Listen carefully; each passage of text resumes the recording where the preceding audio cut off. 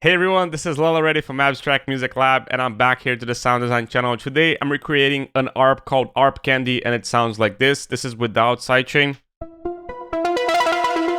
So you can look at the MIDI. If you want to introduce a progression into this, you can see that the notes changes over here.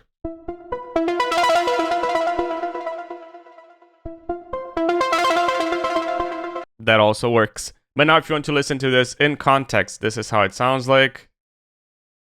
I'm going to add a little bit of sidechain here. So you can see it's just a little tiny bit of sidechain.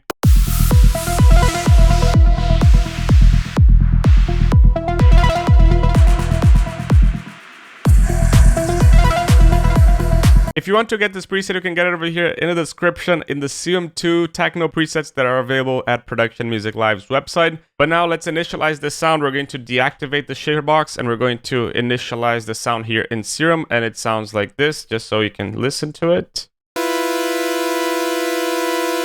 Pretty horrible as usual. And now we're going to go and start by adding over here an ARP.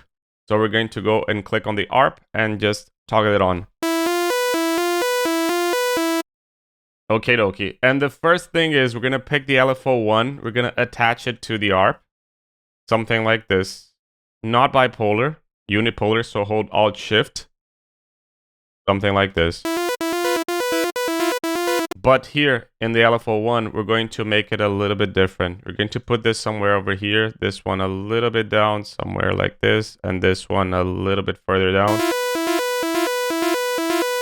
Yeah, something like this. And now this is going to go to 2 bars.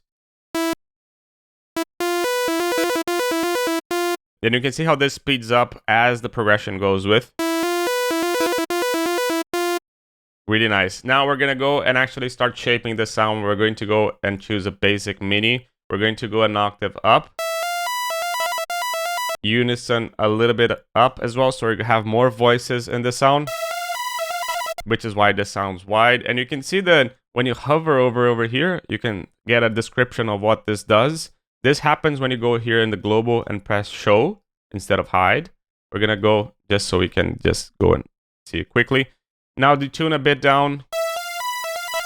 This puts the distance between the voices a little bit further down, so this makes it a little bit less troublesome. Blend a little bit up, down actually. And you can see how the center becomes a little bit more prominent.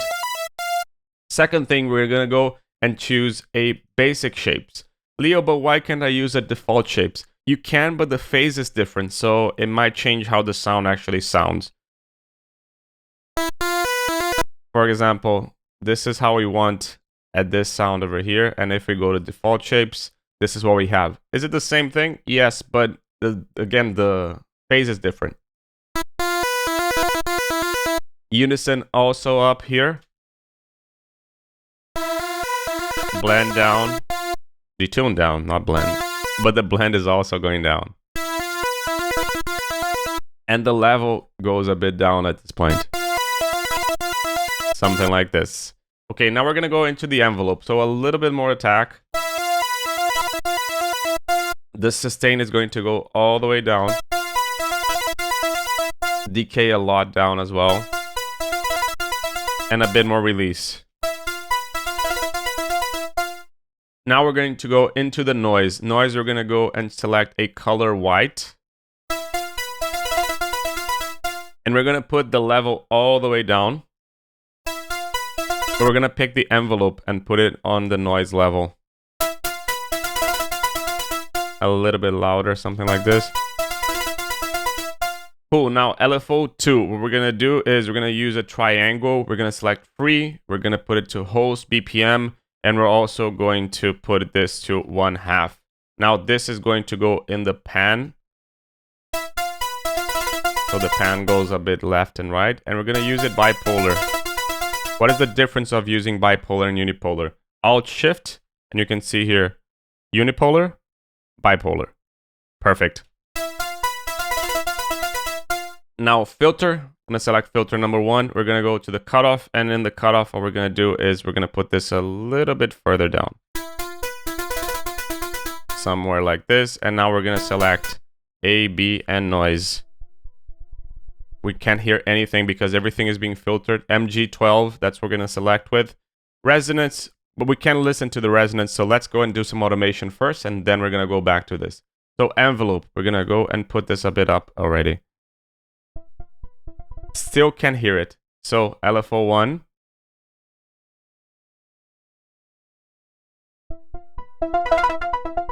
As you can hear the sound a bit more at this point, so which makes it a bit better for us to work with. Resonance just a bit up, doesn't make that much of a difference. Drive up, and fat also up. What's the difference between the drive and the fat? The drive is a little bit of a mild distortion, and the fat is a little bit of a mild saturation. One happens after the filter, which is the drive, and the other one happens before the filter, which is the fat. Perfect. Now we're going to go into the effects section, and in the effects section, we're going to start with distortion.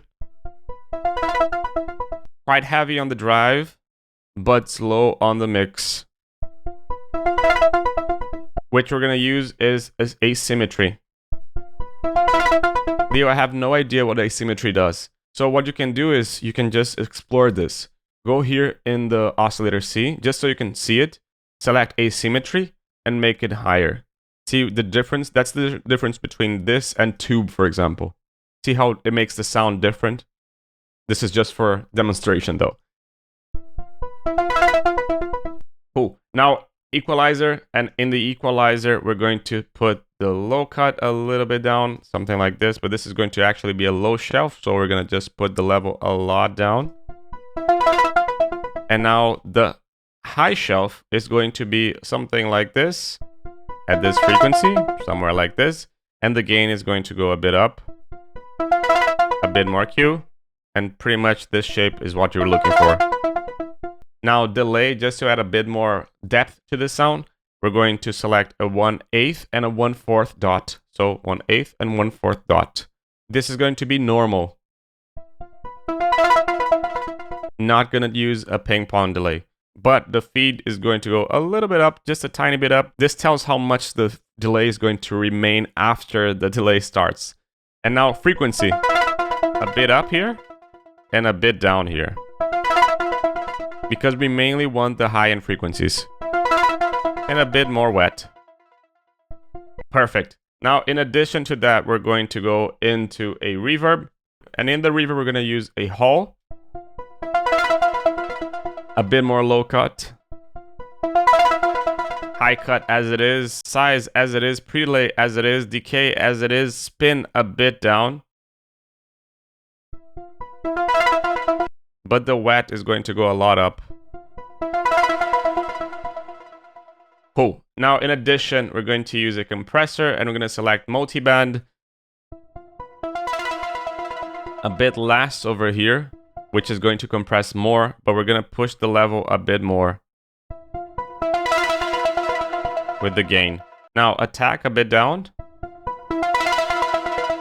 Now we're going to only tweak here the level, which you're going to put here a little bit higher. Something like this. And also the mids are a little bit higher. Notice how if you double click, you can write the number. So if you want, we're not going to do anything on this one, but just so to show you, for example, that you can write whatever you want.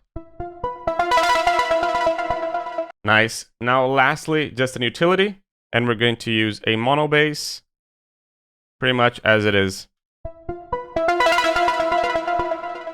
If you want to make this a little bit deeper, what you can also do is change the wavetable position. Comparing to this. You can see how this is a little bit less deep. I think that I prefer this one. And now if you want to listen to it in context, we're going to activate the shaper box.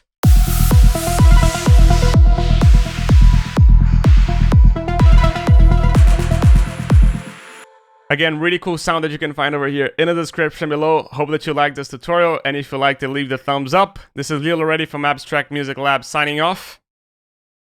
Ciao.